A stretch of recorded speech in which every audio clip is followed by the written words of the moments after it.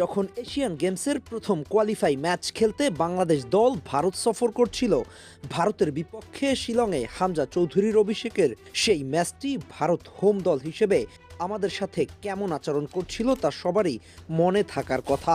প্র্যাকটিসের জন্য উপযুক্ত মাঠ দেয়নি, ঘাসের মাঠের বদলে টার্ফের মাঠ দিয়েছিল বাংলাদেশ দলকে। আগামী 18ই নভেম্বর ঢাকার উদ্দেশ্যে রওনা দেওয়ার কথা ভারতের।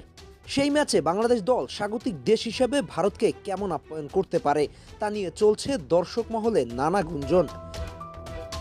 কেউ বলছে উচিত জবাব দিতে হবে, তারা যা করেছে তা তাদের ফিরিয়ে দিতে হবে। আবার কেউ বলছেন কি দরকার অহেতুক ঝামেলায় জড়ানোর। তবে ফুটবলের কালচারটাই কিন্তু এমন, এখানে সব সময় স্বাগতিক দেশ কিছু সুবিধা নিয়ে থাকে। ইউরোপিয়ান ফুটবলে আমরা হরহামেশা এসব দেখি।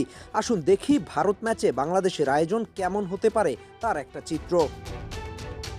গত 25 মার্চে এএফসি এশিয়ান কাপ বাছাই পর্বে ভারতের বিপক্ষে গ্রুপ ম্যাচ খেলতে গিয়ে নানা ভোগান্তির সম্মুখীন হয়েছে বাংলাদেশ জাতীয় ফুটবল দল। ঢাকা থেকে কলকাতা হয়ে শিলং পৌঁছানোর পর থেকেই একের পর এক সমস্যা দেখা দেয়। ভারতের বিপক্ষে বাংলাদেশের ম্যাচ ছিল ঘাসের মাঠে, সে অনুযায়ী ঘাসের মাঠে অনুশীলন করেছে স্বাগতিক ভারত। কিন্তু সেই মাঠ পেতে গলদঘর্ম হতে হয়েছে বাংলাদেশ দলকে। শিলংয়ে জওহরলাল নেহেরু স্টেডিয়ামে টার্ফে ম্যাচের আগের দিন অর্থ খরচ করেই অনুশীলন করেছে বাংলাদেশ।